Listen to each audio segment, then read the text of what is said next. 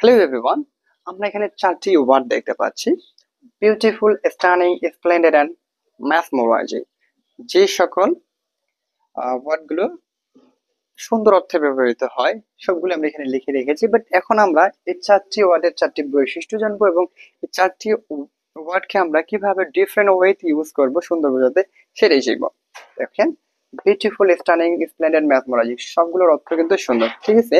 But beautiful আমরা তখন use করব যখন কোনো কিছু সাধারণ অর্থে সুন্দর বোঝায়, কোনো ব্যক্তি তার আচার আচরণ বা কোনো একটা বস্তু বা জায়গা, সেক্ষেত্রে আমরা বলবো যে বিউটিফুল। যেমন শিলা ইজ এ বিউটিফুল গার্ল, শিলা একজন সুন্দর বালিকা।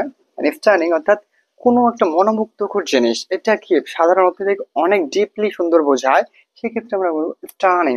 যেমন she look absolutely stunning with this dress, নাকি এই পোশাকে অনেক সুন্দর লাগতেছে।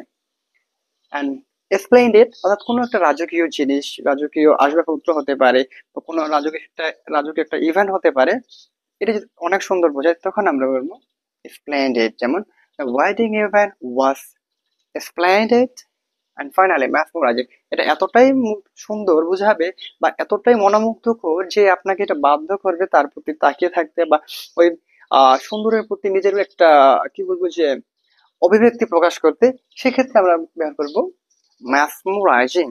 যেমন her eyes are mesmerizing, that's why I can't take off my eyes, মানে তার চোখগুলো এতটাই সুন্দর যে আমি চোখ সরাতে পারছি না। So to get this kind of video, stay with me.